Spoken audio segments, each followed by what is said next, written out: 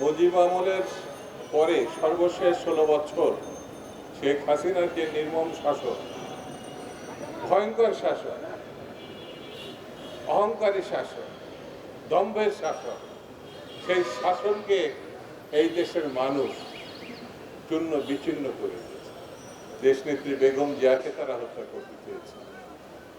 তারা একসময় প্রকাশ্যে জবরদস্তি প্রধানমন্ত্রী সেজে এইরকম মারাত্মক কথা সাবেক প্রধানমন্ত্রী বেগম খালেদা জিয়া সম্বন্ধে বলবে কেউ, এটা আমরা ভাবি না। মরে না কেন? কি ভয়ঙ্কর, কি অশ্লীল, কি দম্ভ উক্তি! শেখ হাসিনার এই উক্তি তার পরিণতি দেখে এনেছে। তার যে পরিণতি, এটা সময়ের প্রতিশোধ। সে এখন যেখানে আছে কৃতদাসের মতো, আশ্রিতার মতো, এটাই তার আসল জায়গা, আসল ঠিকানা। কেউ যদি মনে করে পার্শ্ববর্তী দেশ থেকে এই দেশ দখল করবে, এগুলো ভাবনার মধ্যেই থাকবে। কারণ বাঙালি এবং বাংলাদেশিরা বীরের জাতি। বাংলাদেশিরা কখনো কারোর কাছে মাথা নত করেনি। সে পাকিস্তানি অথবা স্বৈরাচারী শাসক, এটা কখনো তারা সহ্য করেনি, কখনো তারা এটা মেনে নেয়। যে জাতি রক্ত দিতে পারে, জীবন বিপন্ন করে উৎসর্গ করতে পারে, যে জাতির শিশু, কিশোর, তরুণরা বিদ্রোহী হয়, সেই জাতিকে কেউ কখনো পদোন্নত করতে পারে, এটা ভাবা কোনো কারণ নেই, চিন্তার কোনো কারণ নেই। এই দেশেও সেটা হয়। একটু আগে যেসব বক্তারা বক্তৃতা করেছেন, আমি তাদের সঙ্গে একমত।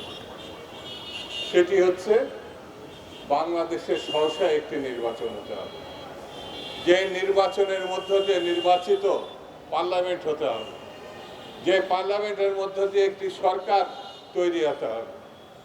এই সরকার এবং নির্বাচিত বাইরে কেউ যদি কোনো কিছু মনে করে চাপিয়ে দেবেন সরকারের মানে জনগণের উপরে, এটি গ্রহণযোগ্য হবে না এবং এটি ঠিক হবে না। বন্ধুরা, আমি বক্তৃতা বেশি করবো না, শুধু এতটুকু কথা বলি। আমরা সরকারকে সমর্থন দিয়েছি গণতন্ত্রের পক্ষে। আমরা সরকারকে সমর্থন দিয়েছি, টিকিয়ে রেখেছি একটি ভালো নির্বাচনের জন্য। আমরা সরকারের কাছে প্রত্যাশা করি ভালো নির্বাচনের জন্য স্বল্প সময়ের মধ্যে যা যা করার সেগুলো উদ্যোগী হয়ে আপনি সিদ্ধান্ত নেবেন, সেটার প্রতি আমাদের সমর্থন থাকবে। মহল বিশেষ মনে করছে নির্বাচন হলে তাদের কোনো ভবিষ্যৎ নাই, এই জন্যে বিভিন্ন রকম মুখরোচক কথাবার্তা বলে নতুন নতুন দাবি সামনে এনে নির্বাচনকে প্রলম্বিত এবং ঠেকানোর চেষ্টা করছে। এদেরকে আমি বলবো তারা বোকার স্বর্গে বাস করছে। কারণ বাংলাদেশের মানুষ গত 16 বছর 17 বছর ধরে আন্দোলন করেছে নিজের মতামত এবং অধিকারকে রক্ষা করার জন্য।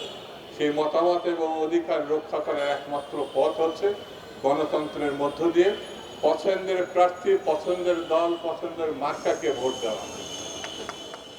এর বাইরে অন্য কোনো ঘটনা আছে কেউ যদি মনে করে, তাহলে আমি তাদেরকে বলবো আসুন নির্বাচনের মধ্য দিয়ে কে কত জনপ্রিয় আমরা যাচাই করি এবং সেই যাচাইয়ের মধ্য দিয়ে আমরা সামনে এগিয়ে।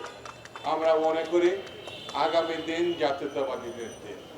এখানে ব্যানারে আপনারা জাতীয়তাবাদী লেখক ফোরাম বলে উল্লেখ করেছেন। আমি আপনাদের ধন্যবাদ দিই এই কারণে যে জাতীয়তাবাদ ছাড়া কোনো বিকল্প নাই, বিকল্প